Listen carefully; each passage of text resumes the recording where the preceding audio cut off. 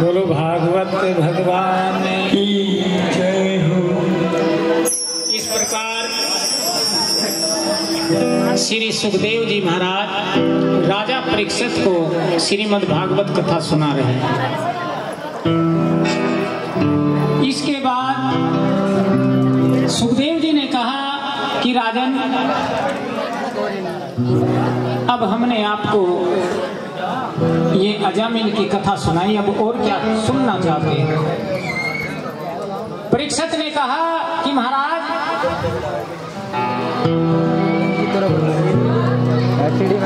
मैंने सुना है वृत्तासुर ने सुरग का आधिपत्य इंद्र का इंद्रासन छीन लिया, देवताओं पर विजय प्राप्त की और फिर इंद्र के द्वारा दधीचि ऋषि की हड्डियां मांगना और उससे ब्रज बनाना और ब्रज से ही वज्र से वृत्तासुर का वध करना। इस लीला यानी इस कथा को मैं आपके मुखारबिंद से सुनना चाहता हूँ। कृपा करके आप ये कथा मुझे सुनाइए। श्री सुखदेव जी महाराज कहते हैं कि परीक्षित, वृत्तासुर ने बहुत बड़ा तप किया, तप करके उसने वरदान पाया और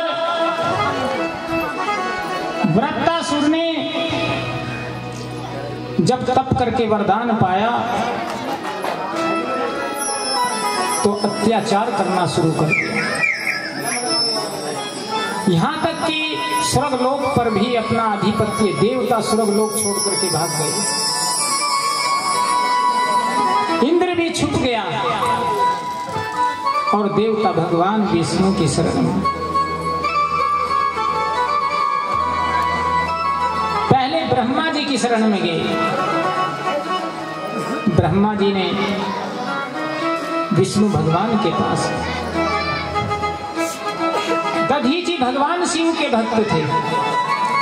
24 घंटे भगवान शिव मंत्र में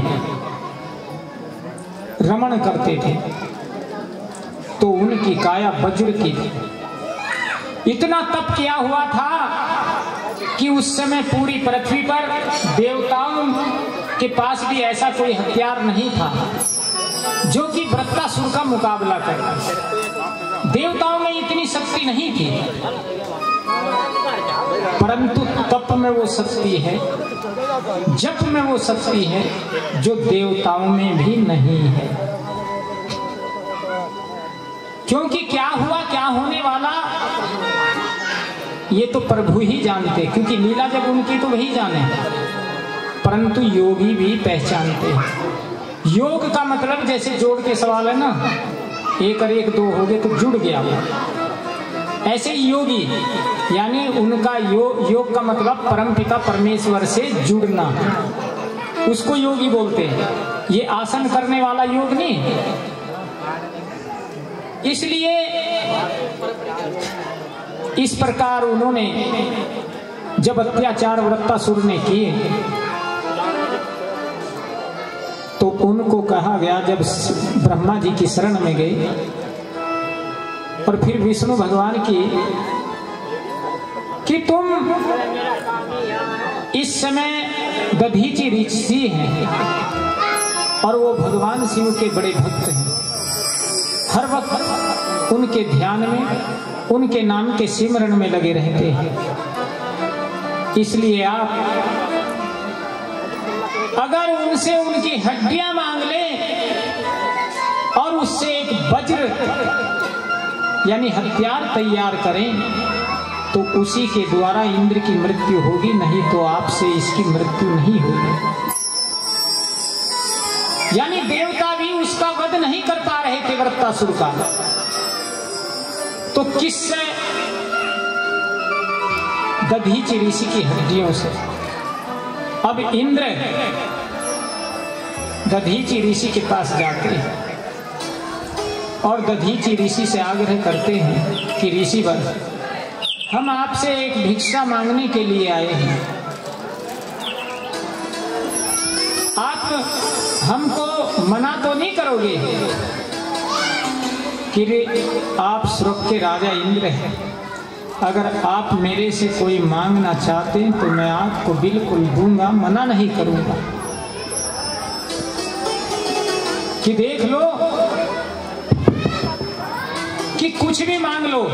अब दधीचि ऋषि को पता था कि ये मेरे शरीर की हड्डियां मांगेंगे, परंतु संतों का जीवन वर्षा के समान होता है। अच्छे अगर वर्षा हो रही तो किसी एक खेत में थोड़ा ही बरसती है वो, या बरसे एक में।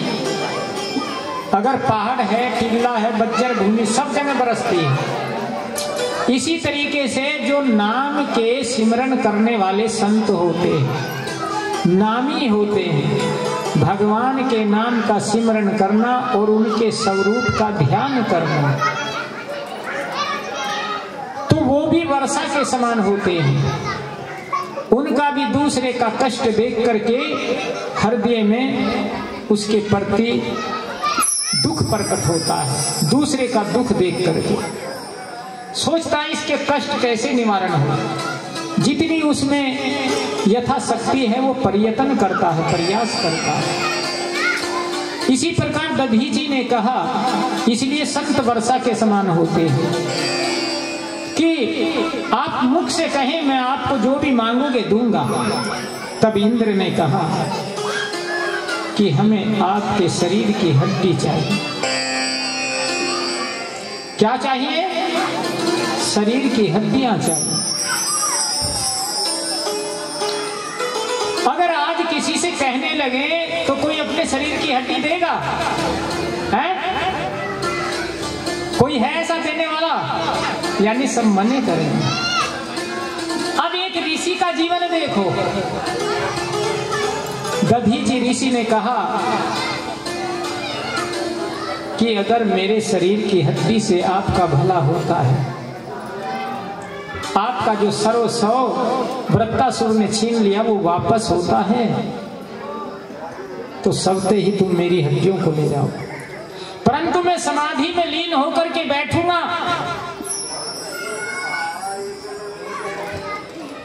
योग में ध्यान लगा करके, और तुम एक काम करना, यानी मेरे शरीर के मांस को उतरते हुए महसूस ना होने देना। और आप यानी कामधेनु गाय को अगर वो मेरे शरीर को अपनी जिह्वा से चाटेगी तो मैं समझूंगा मेरी माता जी मेरे शरीर को चाट रही है, दुलार कर रही है, प्यार कर रही है। तो इंद्र ने कहा कि ठीक। उन्होंने कामधेनु गाय को बुलाया और वो समाधि में लेट गए और उनके शरीर को जीभ से चाटते हुए वो इतने मग्न हो गए, शरीर की हड्डियां रह गई, प्राण शरीर से निकल गए। उन हड्डियों को वृत्तासुर उठा करके एक विश्वकर्मा को बुला करके वज्र का निर्माण करता है। कभी कभी कोई सीरियल में देखा होगा, हड्डियों का वज्र है ना इंद्र के हाथ में। कितनों ने देखा? हाथ बड़ा करिए। काफी ने देखा। यानी वह हथियार दधीचि ऋषि की हड्डियों से बना हुआ है। उसमें दधीचि ऋषि का तप है, नहीं तो किसी के शरीर की हड्डियों से तो कुछ भी नहीं होने का। परंतु उसमें दधीचि ऋषि का तप है और उस तप के कारण ही उस हड्डी से वृत्तासुर का इंद्र वध करते हैं, ऐरावत हाथी पर सवार होकर के। अब वृत्तासुर मारा जाता है, बहुत घनघोर युद्ध हो रहा है। वृत्तासुर की सेना यानी दैत्य एक तरफ, देवता एक तरफ, जब उनकी लड़ाई हुई तो ये वृत्तासुर का जब संग्राम हुआ तब लास्ट में लड़ते लड़ते इंद्र ने वृत्तासुर का संहार कर दिया। बोलो दधीची ऋषि की। अब ये ऋषियों का जीवन है, यानी वो अपना सर्वस्व निछावर करते हैं। आपने देखा होगा, एक मैंने उसमें देखा जब पूर्व में योगी जी को सताया जा रहा था ना, अगर किसी ने देखा हो, योगी जी भी रो रहे थे। ये काफी साल पहली बात है, यानी जब उन पर झूठे मुकदमे लगाए जा रहे थे। भाई उस समय जब झूठे मुकदमों में फंसा जा रहा तो योगी भी संसद में रो रहे थे, यानी लोकसभा में। वो रोने का जिसने देखा हो सीन वो हाथ खड़ा करिए जरा, रोने का। हाँ, परंतु ये भी समय होता है, देखो भगवान कहां से कहां ले जाए कोई पता नहीं रहता। भाई वो भी संत थे, परंतु सताए जा, जैसे वृत्तासुर के द्वारा देवता सताए जा रहे थे, ऐसे ही उस समय योगी को सताया जा रहा था। पर भगवान यानी राई से पर्वत करे पर्वत राही माही, साब से सब होत है बंदे पे कछु नाही। राई से पर्वत करे पर्वत राही माही, यानी एक राई का दाना कितना बड़ा होता है, भगवान उसको पहाड़ बना सकते हैं, पहाड़ को एक राई का दाना बना सकते हैं। तो साहब से सब होत है बंदे पे कचुनाई, राई से पर्वत करे पर्वत राही माही। जब वो वहां लोकसभा में रो रहे थे, आज देखो देश क्या विदेशों में योगी का नाम है। तो ये किसकी देन है? ये भगवान की है। अपने एक भक्त को उन्होंने रुलाया और फिर आज हंसा रहे हैं। इसलिए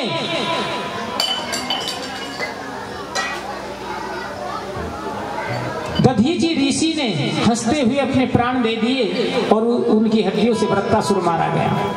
केवल ये नाम की कमाई थी, इसलिए 2 मिनट फिर नाम की कमाई अवश्य कर लेनी चाहिए, क्योंकि ये ही साथ जाएगी। करो भाई, हरे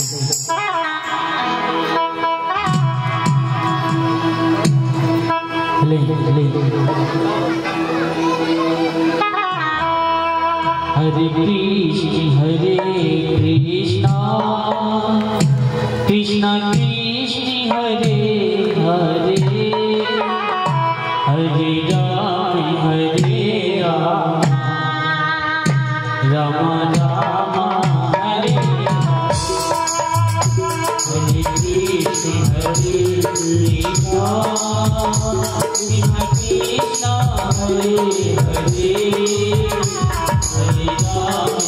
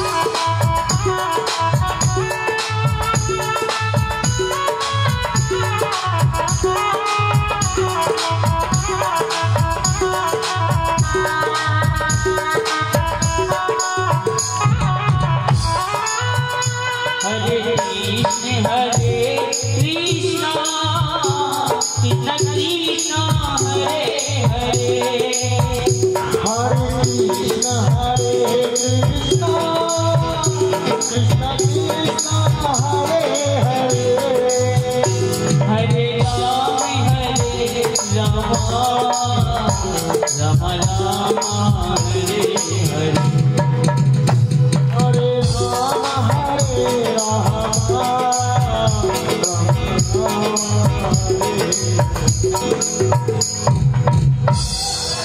बोलो भागवत भगवान की। देखो भागवत कथा में जो प्राचीन नीलकंठ मंदिर पर ग्राम फिरोजपुर में हो रही है, इसमें दाताओं ने दान किया है। जिला हरिद्वार, गांव ओसपुर, रोहित पत्नी संयोता, इन्होंने 501 रुपए से भागवत कथा में सहयोग किया है। जी हाँ, 500 रुपए सोलार फिरोजपुर, जी हाँ, इन्होंने भी 500 रुपए से भागवत कथा में सहयोग किया है। सभी भागवत कथा में आने वाले प्रेमियों से, भक्तों से, महिलाओं से निवेदन है, किसी को भी दान करना है वे इधर कुर्सी पर काफी लिए बैठे हैं, अपना नाम नोट कराए और जागा नारा लगवाए। जी हाँ, बोलो भागवत भगवान की। अब इंद्र ने वृत्तासुर का वध कर दिया। अब वृत्तासुर को ब्रह्म हत्या लग गई। अब ब्रह्म हत्या इंद्र का पीछा कर रही है, जबकि वृत्तासुर के मरने के बाद उनका राज उनको मिल गया, परंतु ब्रह्म हत्या पीछा कर रही। इंद्र चल दिए, जाकर के ये मानसरोवर में, झील में, कमल की नाल में प्रवेश कर गए। इधर बिना राजा के राजपाट सुना हो गया। अब बिना राजा के राजपाट जब सुना हो गया, अब देवताओं ने सोचा कि अब क्या किया जाए। बिना राजा के प्रजा अधूरी है, क्योंकि चोर डाकू लुटेरे मनमानी करते हैं अगर राजा ना हो। इसलिए प्रजा की सुरक्षा, प्रजा की रक्षा करना राजा का कर्तव्य होता है। अच्छा राजा है तो प्रजा को अच्छी रखेगा, बुरा राजा है तो प्रजा को लूट खसोट अगर लुटेरा कोई बन गया। इस प्रकार इंद्र को जब ब्रह्म हत्या लग गई, उसके बाद राजा नहुस थे, वे बड़े पराक्रमी थे। देवताओं की ओर से भी देवतियों के साथ उन्होंने युद्ध किया। राजा नहुस को देवताओं ने अपना राजा चुन लिया, यानी इंद्र पद पर विराजमान कर लिया। अब इंद्र पद पर राजा नहुस बैठ गया। अब राजपाट करने लगा, परंतु उसके मन में आया कि अब तो स्वर्ग का राजा मैं ही हूं, जो इंद्राणी है। जब मैं इंद्र के पद पर बैठा हूं तो वो भी मेरी पत्नी है, इसलिए अब स्वर्ग का राजा मैं हूं और इंद्राणी मेरी पत्नी है। तो उसके मन में जब ये विचार आया तो वह इंद्राणी के पास गया कि अब मैं ही आपका पति हूं। इंद्राणी ने कहा कि आप कुछ दिन के लिए इस गद्दी पर बैठे हैं, इसलिए आप अपने पद का दुरुपयोग मत करो। परंतु राजा नहुस नहीं मानते। जब राजा नहुस नहीं मानते, उसके बाद इंद्राणी ने, देवताओं के गुरु कौन है पता किसी को है? कौन? बृहस्पति। बृहस्पति जी देवताओं के गुरु हैं। इंद्राणी ने बृहस्पति जी से ये सब राजा नहुस की बातें कही कि इस प्रकार से नहुस मेरे को पत्नी की भावना से देखता, जबकि वह कुछ दिनों के लिए ही यहाँ पर आया है। तब उन्होंने कहा कि कुछ दिन के बाद इस प्रकार ये अपने पाप कर्म से, क्योंकि अगर किसी ने कोई पुण्य कर रखा वो पाप करने लगो तो उसका पुण्य छीन हो जाता है। जैसे हिरणाकुश ने पाप किया, कंस ने पाप किया तो उनका पुण्य छीन होता गया।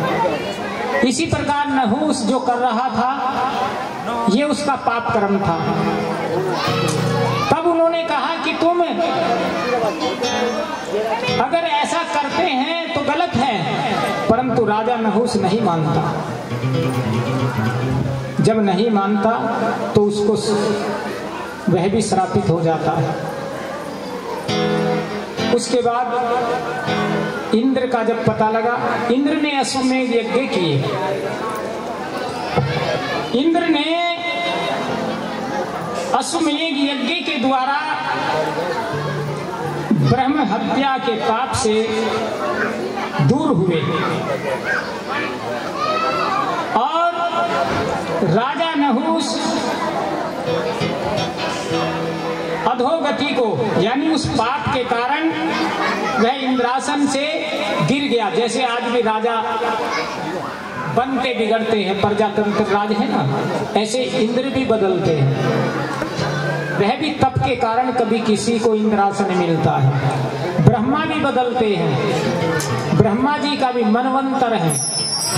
ब्रह्मा का पद भी भगवान दूसरे को भी देते हैं, जैसे ये सृष्टि रचने का अधिकार है। ये सब तप की महिमा है। इस प्रकार इंद्र ने अश्वमेध यज्ञ के द्वारा ब्रह्म हत्या के पाप से दूर हुए और पुनः इंद्रासन पद पर विराजमान हुए। बोलो भागवत भगवान की जय हो। और वृत्तासुर कौन थे? वो पूर्व जन्म में चित्रकेतु राजा थे। एक बार पार्वती माता और भगवान शंकर जैसे विहार करते हैं तो उसने उपहास उड़ाया था चित्रकेतु ने भगवान शिव और पार्वती का।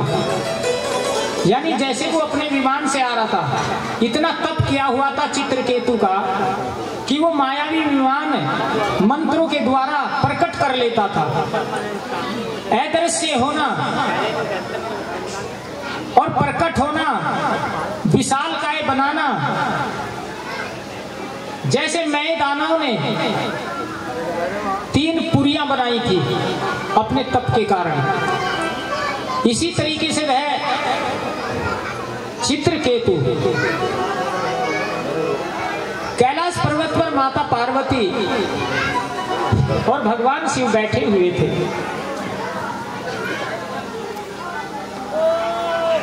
माता पार्वती भगवान शिव के पैरों पर कैलाश पर्वत पर बैठी हुई थी। उन्हें देख करके उन्हें उपहास किया ऊपर विमान से ही, तो माता पार्वती ने उसको श्राप दिया क्योंकि वो तपस्वी था। मायावी शक्तियां उसके पास अनेक थी, तो भगवान शिव का उसने उपहास किया, माता पार्वती ने श्राप दिया। वही वृत्तासुर बना था। अगला जन्म चित्रकेतु का ही वृत्तासुर का हुआ। इसलिए कभी कभी मानव जब बुरे कर्म करता है, ये ना समझो कि बेटे को माता पिता का श्राप नहीं लगता है। माता पिता अगर आशीर्वाद दे दें अपने बच्चे को तो वो भगवान भी नहीं काट सकते। यानी भगवान उस आशीर्वाद को नहीं काट सकते जो माता पिता आशीर्वाद दे दें। प्रथम गुरु कौन है? प्रथम गुरु कौन है? माता, दूसरा स्थान पिता का आता है, तीसरा गुरु का। इसलिए अगर माता पिता अपने बच्चे को आशीर्वाद दे दें तो उसको भगवान नहीं काट सकते, पर माता पिता भी आशीर्वाद किसको देते हैं? जो उनका आज्ञाकारी बेटा हो। या आप में से कोई अगर तुम्हें मारा गाली देगा तो आशीर्वाद दे दोगे उसे? बेटा तो तुम्हारा ही, पर उसको आशीर्वाद देंगे क्या? हाथ खड़ा करो, कोई है ऐसी माता जो उसको अपनी माता को मार भी रहा, गाली भी दे रहा और आशीर्वाद देगी? नहीं देंगे ना। हाँ, इसलिए जब आप नहीं दे सकते और जो आज्ञाकारी तो उसे तो देंगे ना, तो भगवान भी भाई उस आशीर्वाद को रोक नहीं सकते, तथास्तु होगा उनकी तरफ से। इसलिए शास्त्र के प्रमाण के अनुसार माता पिता की सेवा और आज्ञाकारी जो बच्चा होगा वो जीवन में कभी मार नहीं खाएगा और वो कामयाब होता चला जाएगा, क्योंकि यही तीर्थदेव है। तीर्थदेव यही है धरती पर, माता पिता और गुरु। माता पिता सांसारिक दृष्टि से भी उसका लालन पालन करते हैं और अपने पैरों पर शिक्षा देकर के खड़ा करते हैं। गुरु यानी ये लोक भी सुधारता और परलोक भी सुधारता, उसके आवागमन को भी मिटाता है। बोलो भागवत भगवान की। अब गुरु क्या दे करके इस लोक को भी सुधारता, परलोक को भी आवागमन से मिटाता, वो क्या चीज है? क्या देते हैं गुरु? नाम, यानी भगवान के नाम का सिमरण करो, यही तो बताना है। वो सिमरण करोगे तो बेटा पार हो जाएगा। इसलिए 2 मिनट फिर दोबारा पुनः बोल बाकी बिहारी लाल की। एक भजन कर दो। हो सामने, हो सामने, हो सामने,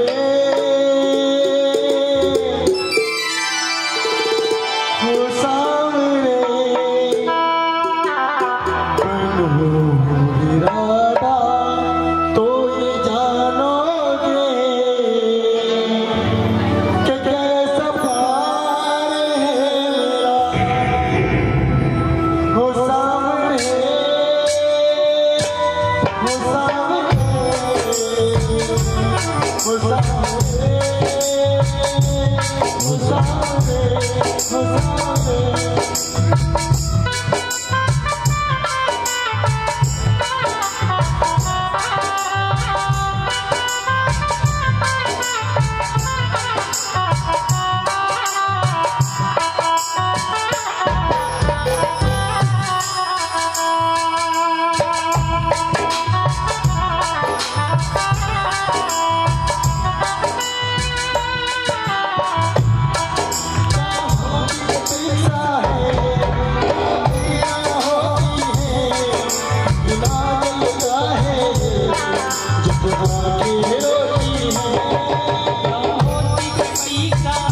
Oh